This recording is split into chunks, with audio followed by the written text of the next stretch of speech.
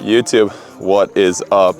We are back as the Triple Crown Hit Tracks King, baby. The indoor season is officially over. Thank freaking God. It is, I get so excited for Hit Tracks at the start of the year, and then by the end of the year, it is the most just mind-numbing thing of hitting in a cage, doing the same thing over and over again with the same types of swings. But we got the batting average championship, the RBI championship, the home run championship. We were shitting on the ball this year in Hit Tracks, which was kind of cool. But it is time to get outside and stay outside and never go back to Hit Tracks until it is freezing again. And speaking of freezing, today is one of those days. This is one of the bolder days that I've VP'd on. It's about 40 degrees outside right now, but we do have our first Minnesota tournament this weekend. Our last weekend's tournament was canceled. All of last week was just a shit show. Weather-wise, it was not very nice out. So the videos kind of got jacked up, but we are back in action. We will get our first swing notebook series of the year posted this week. I BP today, I BP tomorrow with Mitch Fish. We'll get a video there and we'll start catching back up. Supposed to be nice out next week.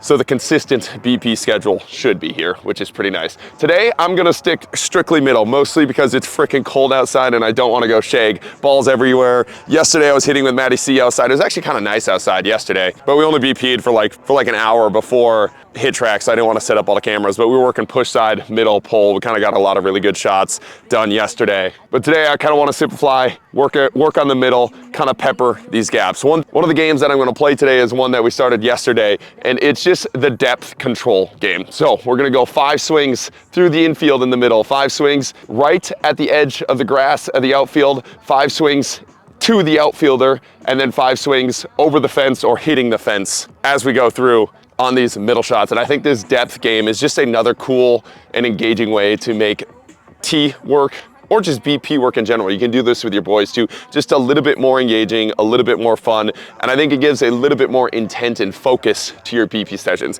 Again, it's not necessarily always about where you hit the ball and like hitting specific spots. I think so many people like get very locked in on their practice and locked in on their crafts, and there's a time and place for that, especially like right before a tournament and as the year goes on, getting more specific with your spots. But if you look at skill acquisition in general and learning a skill in general, the more confined you get with that skill, the slower you learn that skill, the less fun you have with that skill, the slower you learn the skill. And I think a lot of people just confine themselves, especially in a technical sport like baseball and softball, to super specific things over and over again, trying to play that like straight up repetition game instead of allowing a little bit of freedom, a little bit of play, and just gamifying their PP sessions a little bit to actually free themselves up and learn a couple things. Again, if you can do what you want with the ball, you are winning. That's kind of the whole goal. Like, can you do what you want with the ball consistently and over a long period of time? And as you get better at those type of games, it makes it way more fun, and your skill set on the field and your back control on the field is going to be so much better. So we got 5 swings through the infield, 5 swings in front of the outfielder, 5 swings at the outfielder, and then 5 swings over the fence here. Start us off. Let's go. Ooh, that's a good start. I think I have to switch my gloves. I've been switching, and I think it's official. I think I'm going to stick with the double overlap grip. But oh my God, are my hands are not built for it yet. I have 2 of the same pair of gloves. This one has a piece of tape on it, but my hands are not built up for the double overlap just yet. I have one spot on my hand that is blistering up, and I cannot blister that before this weekend and not be able to swing this weekend. That'd be super unfortunate. So we're gonna throw on the tape glove here and then hit 4 more through the infield. We are 1 for 1. That's a good start. This is the easiest one, obviously, but keep working. Well, we're gonna take our wins when we get them.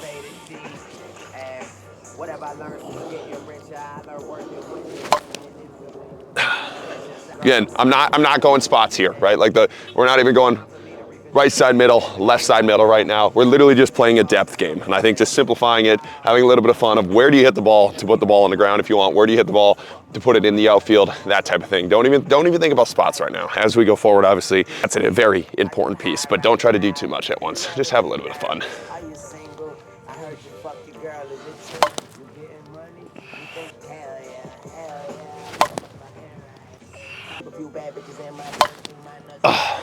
There we go. All right, now goal is 5 right at that grass period. So over the infield before the outfielders, a little bit more on a line here. And again, just adjusting that angle up and up and up as we build this up.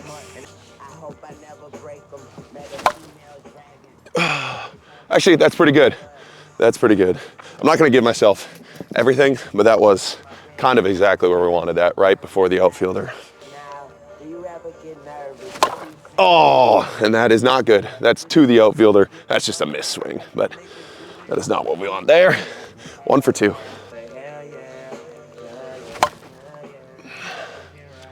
Should be good. 2 for 3. Oh, that's perfect. That is perfect. I was not cutting the ball the last 2 swings because this thing fucking hurts. I was pulling off of it. Just finish it up, dummy. Don't be soft. There we go. I think I have 1 more here.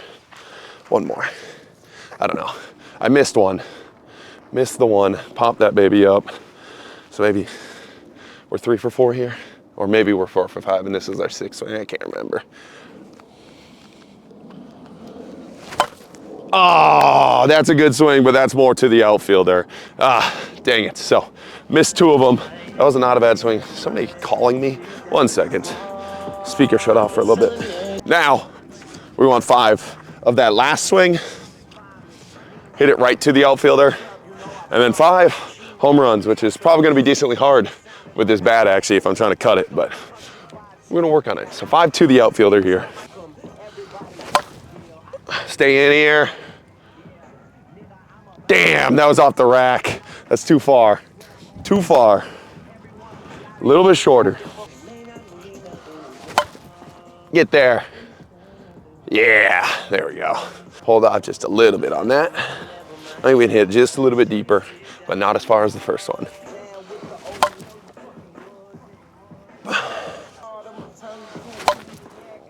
A little bit deeper. Ooh, shit. I think that's probably a little too short too. This one is hard. Actually hitting it to the outfielder is hard. And it'll get to a game and I'll find a way to hit it to that goddamn outfielder. Such an idiot, bro. I mean, I should try to hit it to the outfielder in the game apparently. Getting that down. I think I got 1 more swing here to the outfielder. Let's get it. Okay. That should go right there. Yes, okay. Just hit the ball to the outfielder. That's how you do it. All right, now we got 5 home runs or fence shots here. So opening up just a little bit more. And again, building that depth. Low, medium, high, super high. Let's get this. Get out of here. Ah! Top that one just a little bit. That was right at it. Hitting it out with this watermelon today. It's gonna take some juice. You gotta smoke it.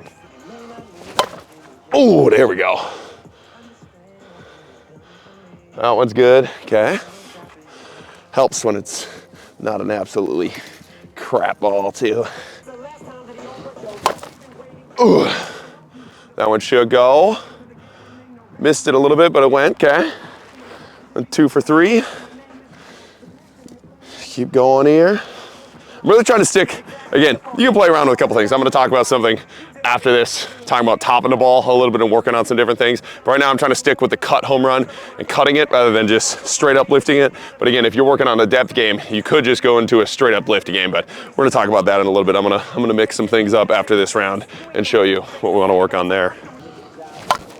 Ah, missed that baby. I think we got 2 more here. We missed 2, we hit 2, 2 for 4. There we go.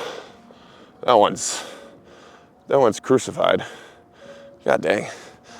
That one I lifted a little bit more. I didn't stick with the cut. I wanted to improve the average. I was being soft there. Last one here. There we go. Come on, breathe on it. Yeah, that's real good. All right, so we missed 2. We were 3 for 5, I think. I don't know how many balls I got out there. 1, 2, 3. I got 4 home runs out there, but I might have hit one when I was warming up. I did don't worry, I hit my my typical tee drills before we started recording today, just to get that rolling. I'm gonna check how many balls we got left here. We might have to go snag some. Actually, yeah, I'm gonna go round up the balls here, and then we'll do 1 more round up the middle. I'm gonna do 1 more focus thing that we focus on something a little bit different, and then we're gonna free up and just crush middle. Get ready for the tournament. Rounded up all those balls. Still freaking cold out here. Another thing in the differential learning approach to skill acquisition, if you want to be a nerd about it and what it's called, is when you're trying to learn a skill, going to extreme ends of that skill and opposite ends of that skill and giving yourself different feels of that skill to kind of understand where you want to go and how far apart the other ends of the spectrum are. So if you want to learn how to cut a ball, or you're cutting the ball constantly and you just want the feel of that cut swing to be better, honestly, one of the things that you can do is working on top spinning the ball and getting the exact opposite feel of the cut swing. So you know, okay, this is what I do to get a top spin, this is what I do to do the exact opposite of my desired goal. And then when you go back to your cut swing, a lot of times it'll free it up, or vice versa. And you can think about it in the same way of, if you're struggling to keep the ball down, for a couple swings, hit the ball as high up in the air as humanly possible. Like, try to skyball it and then come back to hitting the ball on the ground. And a lot of times that simple fix, and a lot of times it's just a mental approach too, of like relaxing a little bit, doing something else, not trying to force it as much, and then going back to the thing that you want to master, and it cleans it up a ton. So what we're going to try and do here for like 10 swings is work on top spinning a ball, which is something that I've never done just because I don't have that baseball background, but really trying to swing above the ball and almost get that rollover effect to get it to drop in there. So we're going to do that for 10 swings, and then we're going to open up and go to our cut swing. Ooh. Same swing, just a little bit more underneath it. This one decently tough for me to understand, actually. I've cut the ball for so long.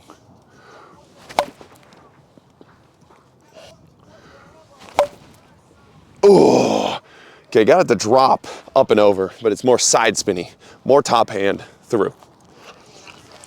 There's a little teardrop swing. Oh, still side spinning it. I don't understand how those baseball guys do it. I'm actually just I'm gonna mimic a baseball swing here, not think about anything else, to try to hit a baseball swing.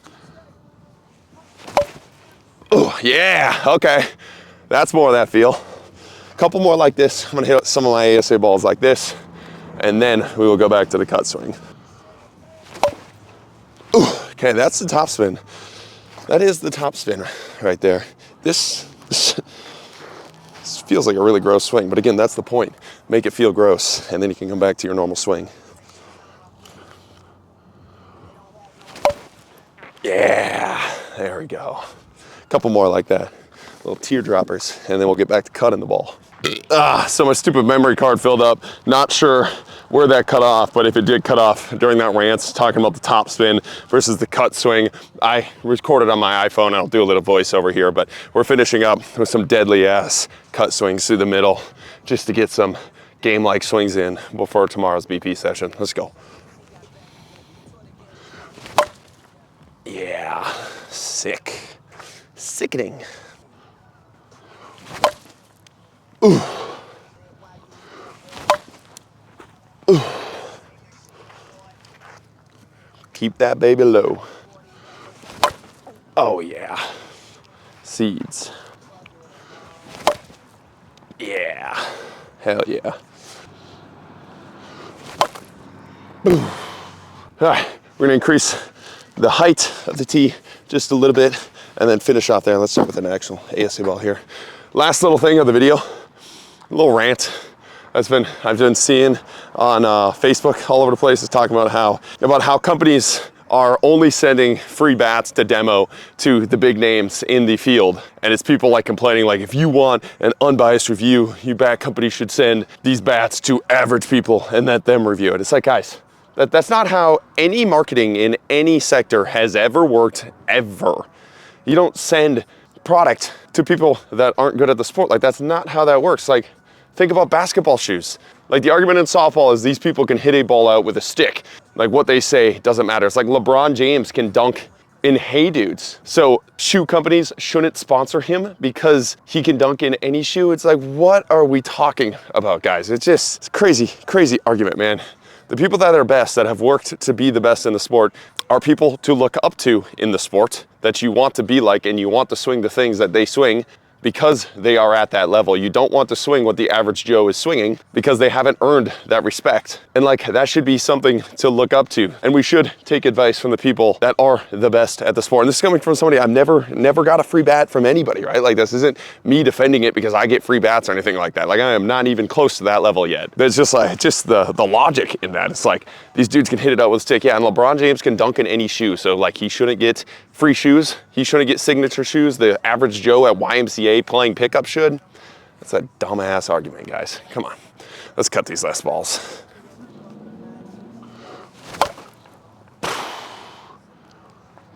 Gotta stay on top of the high one a little bit better.